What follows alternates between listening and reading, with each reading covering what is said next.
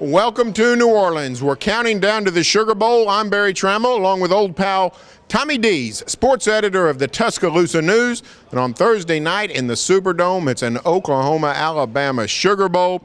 And Tommy, lots to decipher on this matchup, but let's go to the Alabama offense against the Oklahoma defense. A.J. McCarron, one of the great winners in the history of college football. What do you see as the key to Alabama moving the ball on Oklahoma? I think Alabama has to be able to run the football, and Oklahoma's defense isn't built for the kind of physical, grinded-out type offense that Alabama plays. Alabama's not trying to trick you. Alabama's lining up and saying, we're running it right there. Can you stop it? And that's what Oklahoma's going to have to do, because the passing game in Alabama is based almost entirely on play action. The protections get help from play action, and that's how the receivers get open. They get the man-to-man because the safeties almost always have to support against the run.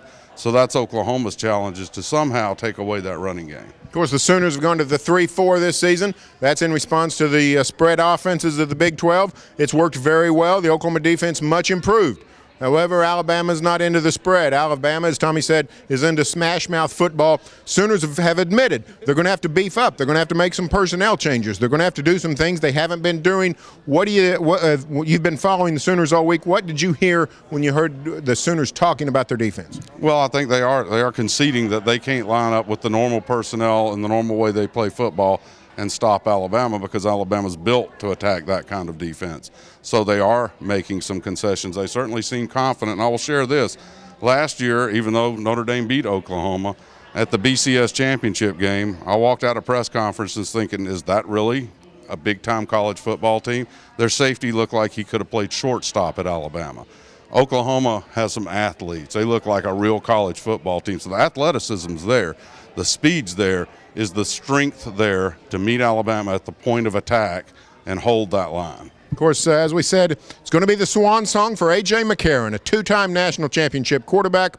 This is a Heisman Trophy runner-up, one of the great winners in the history. How do you expect A.J. McCarron to play in his final Alabama game? I expect him to play the same way he always does. He'll take what you give him. He'll make a lot of calls at the line of scrimmage. All the Oklahoma guys I talked to were really impressed with what he does before the snap, how he deciphers what the defense is. He's got full freedom to change any play. He's not forcing a lot of balls. If he throws an interception, it's a good defensive play, because he doesn't throw stupid interceptions.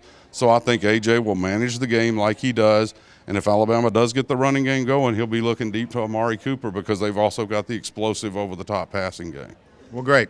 For more Alabama coverage, go to TuscaloosaNews.com. Read the Tuscaloosa News every day down in Alabama. And for Oklahoma coverage, remember, keep it here on NewsOK.com and every day in the Oklahoma.